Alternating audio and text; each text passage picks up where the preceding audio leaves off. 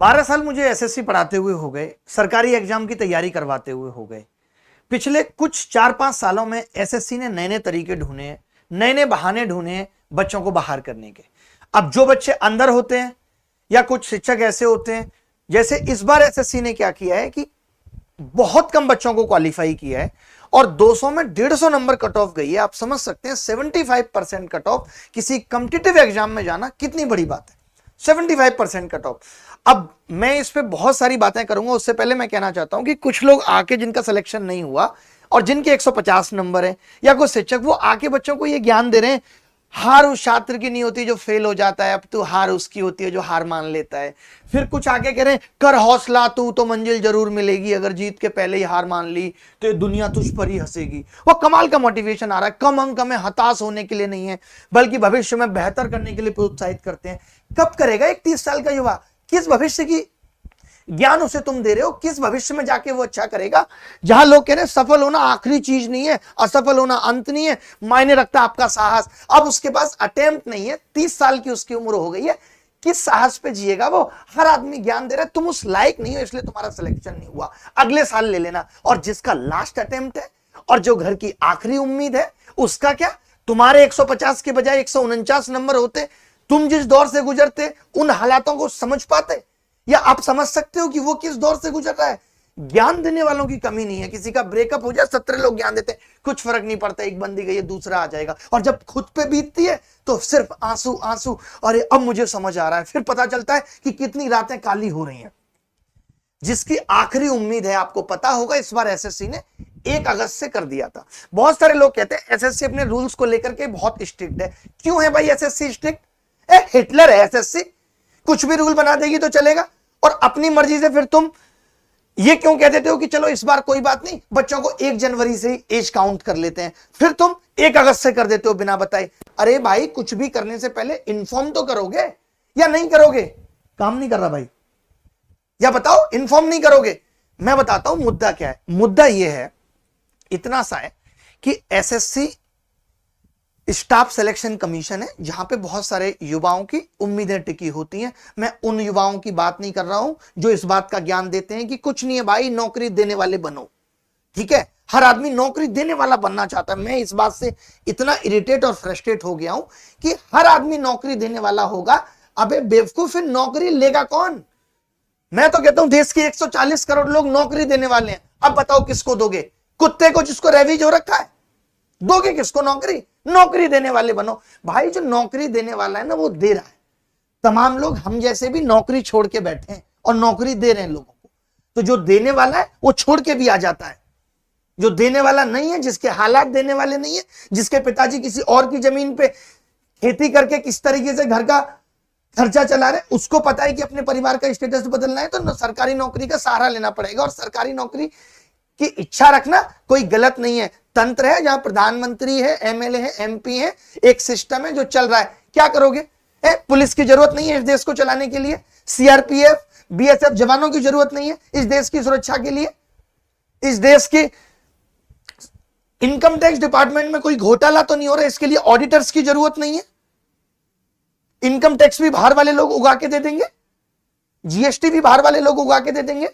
तो सरकारी तंत्र खत्म थोड़ी हो जाएगा जो सरकारी नौकरी की उम्मीद ना रखे। अभी क्या हुआ है मैं बताता हूं। बहुत सारे लोग ऐसे वीडियो देखेंगे जिनको पता नहीं है।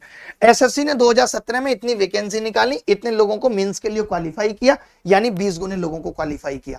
एसएससी जब नोटिफिकेशन निकालता है तो ऐसी कोई इंफॉर्मेशन नहीं देता कि हम कितने लोगों को क्वालिफाई करेंगे। अरे तुम नोटिफिकेशन आंख बंद करके निकालते हो क्या? तुमको इतनी अकल नहीं है? तुम सीएचएसएल का सेम नोटिफिकेशन निकाल देते हो, सेम सिलेबस तुमने एसएससी सीजीएल में दे रखा है। इतना दिमाग नहीं है कि सीएचएसएल 12th के बाद होता है और सीजीएल ग्रेजुएशन के बाद होता है।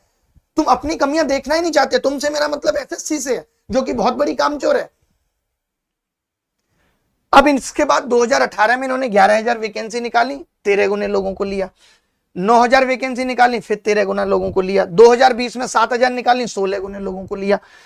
सीजीएल 2021 में 14 गुना लोगों को लिया। सीजीएल 2022 में 10 गुना लोगों को लिया। अब ये सिर्फ 8.5 गुने लोगों को ले रहे हैं। क्यों भाई? ऐसा क्या रूल है? कौन बताने आता है तुम्हें कि इतने गुने लोगों को ले लो, इसमें मेरे रिश्तेदार आ गए, बाकी सबको बाहर कर दो? ये फंडा है। अगर एसएससी भी यूपीएससी भी नोटिफिकेशन निकालता है, उनका हर साल का फिक्स है कि वो 10 गुने लोगों को या 1/10 लोगों को मीन्स में बिठाएंगे, सीधा सीधा फंडा है उनका। उनको पता है 1000 वैकेंसी है, 1000 का 2.5 गुना, वो 2,500 लोगों को मेंस में पास करेंगे, 2,500 का 10 गुना, वो 25,000 लोगों को प्री में पास करेंगे। क्लियर है, सबका क्लियर होता है, वो पहले ही बता देंगे हमारा मेंस इस डेट में होगा। एसएससी कुछ बताना जरूरी नहीं समझती, उसको तो नोटिफिकेशन बनाने में टेंशन होती है। अरे इतना लंबा नोटिफिकेशन बना क्यों रहे हो? 150 कट ऑफ जाना वाकई निराशाजनक है। ये पेपर का लेवल ठीक नहीं सेट कर पा रहे। ये कहते हैं कि एक शिफ्ट में जो सवाल आया दूसरे में वैल्यू बदल के वही दे देते हैं।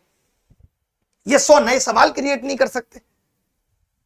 उससे हो क्या रहा है, उसमें यह मुसीबत है कि गणित का पेपर आसान आ गया तो जीएस मुश्किल आ जाती है बच्चे के पेपर में, और गणित अगर मुश्किल आ गई तो जीएस आसान आ जाती है। वहां बच्चा फंस जाता है, क्योंकि जीएस का मुश्किल और आसान आना नॉर्मलाइजेशन अच्छा बना ही नहीं सकता। अब मैं आज क्लास लेने वाला था, इतने सारे बच्चों के मैसेजेस, इतने सारे बच्चों से मैंने बात की है कि सर मेरे 149.5 नंबर बन रहे थे, मेरा सिलेक्शन नहीं हुआ। सर मेरे 149 नंबर थे, मेरा सिलेक्शन नहीं हुआ, मेरा आखिरी अटेम्प्ट है, अब अगले साल मैं अटेम्प्ट दे भी नहीं जाऊंगा। उसकी जिंदगी का सवाल है, तुम उसकी जिंदगी से खेल रहे हो। जिस आदमी के 30 साल बीत गए, उससे पहले वो प्राइवेट नौकरी में था, उसको पता ही नहीं था सीजीएल जैसा कुछ होता है। अभी अभी वो तैयारी में आया था पिछले साल वैकेंसी 36,000 थी, उसको कोई ना कोई पोस्ट मिल गई। और सबसे बड़ी बात कि ये कंपटीशन बढ़ा ही इसलिए इस बार लोग कह रहे हैं कि कंपटीशन बढ़ गया, क्योंकि पिछली बार जो 36-37,000 लोग सेलेक्ट हुए, उनकी मैक्सिमम की ज्वाइनिंग अभी तक नहीं हुई। इनफैक्ट किसी की ज्वाइनिंग नहीं हुई। वो लोग फिर आके पेपर दे रहे, जिसकी 35,000 रैंक थी उसको फिर से नौकरी चाहिए। बढ़ गया कंपटीशन, बड़ी हो गई कट ऑफ।